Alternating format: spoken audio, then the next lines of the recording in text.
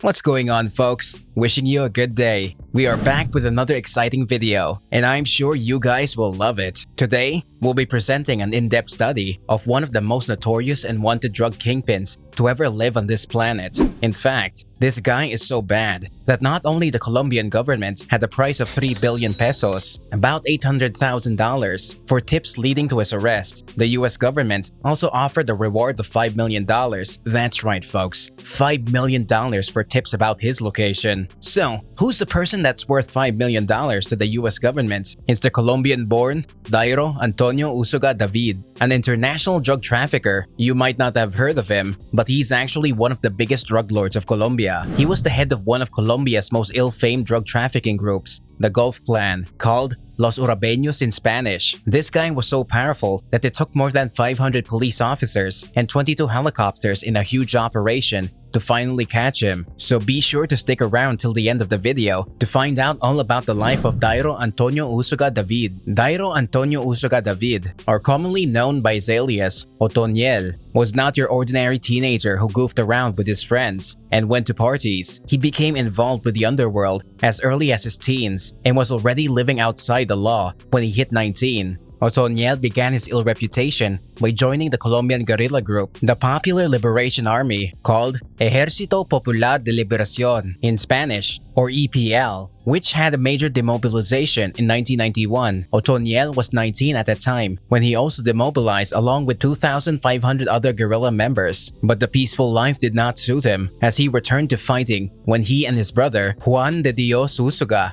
alias Giovanni, joined the Autodefensas Campesinas de Córdoba y Urabá, or ACCU, a paramilitary wing formed in the northwestern part of Colombia. When the ACCU was later united with the United Self-Defense Forces of Colombia, Autodefensas Unidas de Colombia, or AUC, Otoniel met Daniel Rendon Herrera, alias Don Mario, who was the finance chief of AUC. He worked under Don Mario with fund laundering and taking care of extortion payments. But this life of Otoniel was also short-lived, as in 2005, he had to surrender arms as a part of the demobilization of the AUC. The top commanders of the AUC were extradited to the US in 2008. Sometime later, Otoniel reunited with Don Mario and formed the notorious Urabeños group, or the Aitanista Self-Defense Forces of Colombia, AGC. Turf wars broke out between factions supporting the former commanders of the AUC and the newly formed group. The Los Urabeños completely overpowered them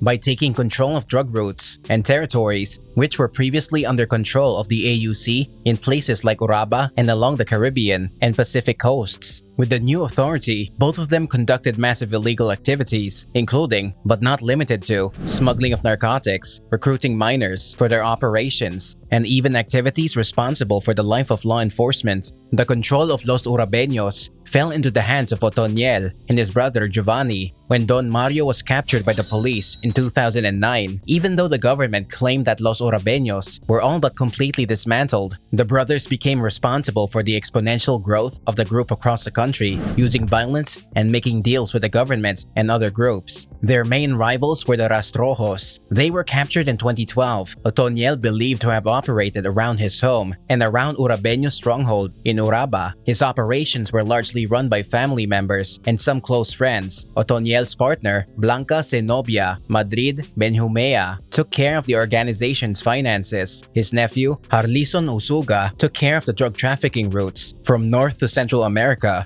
and communicated with Mexican drug cartels. By 2014, the group had established their dominance even in central Colombia. Eventually, Los Urabeños became the most powerful criminal group in Colombia. Branches of the organization reached every nook and corner of the country. They became involved in a broad range of criminal activities, mainly extortion, illegal mining activities, micro-trafficking, and contraband. Otoniel and his men became highly wealthy, and their influence reached considerable levels. All this also resulted in making them an enemy against the government and the public. On 1st January 2012, Otoniel's brother Giovanni was shot during an encounter with the security forces when they raided his New Year party. After the death of his brother, Otoniel spearheaded the Los Urabeños, controlling the organization with the help of his ex-comrades from the EPL and the AUC. Otoniel became a serious threat in the eyes of the Colombian authorities, and strict orders were given for his capture. Meanwhile, under Otoniel's leadership, Los Urabeños continued its expansion, either by wiping out its rivals or by absorbing them. Soon, Los Urabeños became the only Colombian criminal group with a national-level status. The Los Urabeños trafficked between 180 to 200 tons of illegal drugs a year on average. The police could no longer ignore Otoniel and the growth of Los Urabeños. Colombian authorities initiated Operation Agamemnon in 2015 to capture Otoniel and to disband the Los Urabeños. It was a large-scale maneuver that used top anti-drug officials and more than 1,000 police and military officials to track down Otoniel and to target Los Urabeños operations. They tracked his alliances and offered them reduced sentences for giving up Otoniel. Although an operation of this scale was initiated, it did not achieve its primary goal of capturing Otoniel. He used different tactics to evade arrest, including taking shelter at remote villages and not going towards inhabited places. But the operation did considerably reduce Otoniel's freedom of movement and was forced to be on the run forever while having a serious hernia. In 2016, with the embarrassing failure of Operation Agamemnon, the then president of Colombia, Juan Manuel Santos, doubled the reward for information about Otoniel to $1 million. Otoniel retaliated by offering $300 each for the life of a policeman. This resulted in a series of loss of life of the law enforcement. Otoniel continued to evade the police by leaving no trace of his existence. He did not use any electronic devices, communicating with his subordinates, and running his business only through human messengers. He stayed in the house of peasants in the jungles. He forced them to inhabit him and did unspeakable things to their daughters. Otoniel was truly a vicious man who lived a life outside the law, exploiting others for his own gain. 20 years of crime only made the man more cautious. As he had to be on the move continuously, he was extra careful not to get caught. Members of the Los Urabeños made special groups for Otoniel's protection. They made sure that no strangers were approaching and inspected the routes with dogs to ensure safety. The police managed to catch one of the dogs and even retrained it to track Otoniel. A video footage of Otoniel was released by popular Colombian news channels back in February this year, which shows him dressed as a peasant, wearing a backpack and a poncho, traveling through the jungles on foot. The authorities had found out that he used to take the same path every day, as he tended not to stay in one place for a long time. The life on the run eventually took a toll on Otoniel. He tried to make entreaties with the government about his surrender. Meanwhile, the Colombian officials claimed that Operation Agamemnon had already successfully dismantled half of the members of Los Urabeños. In 2018, Operation Agamemnon was renewed as Agamemnon 2, adding extra force for the capture of Otoniel. The total law enforcement behind one single person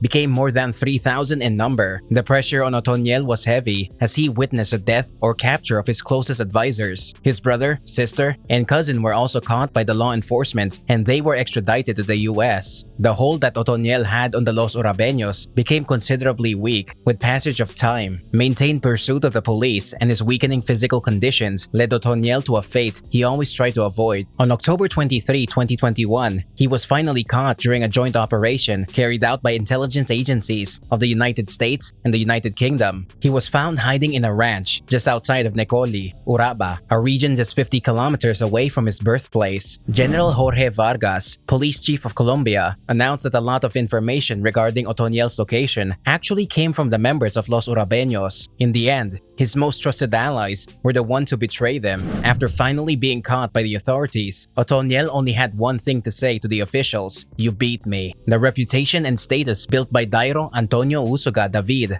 over 20 years is surely finished with his arrest. The Colombian president Iván Duque Marquez announced that he will be extradited to the US, where he will stand trial at federal courts like Manhattan, Brooklyn, etc. The existence of the Los Urabeños is the only thing remaining in the picture, as the president called his arrest one of the biggest blows to Colombian drug trafficking since the arrest and death of Pablo Escobar. We can only imagine that the aftermath would be severe. So, did you guys like the video? What did you think about Dairo Antonio Usuga David's life? If you want more videos like these, please be sure to let us know in the comments. We put a lot of effort in making the content enjoyable for you guys, so be sure to support the channel by subscribing to the channel and leaving a like on the video. Sharing the video won't hurt anyone too. We'll be back with another video. Until then, goodbye.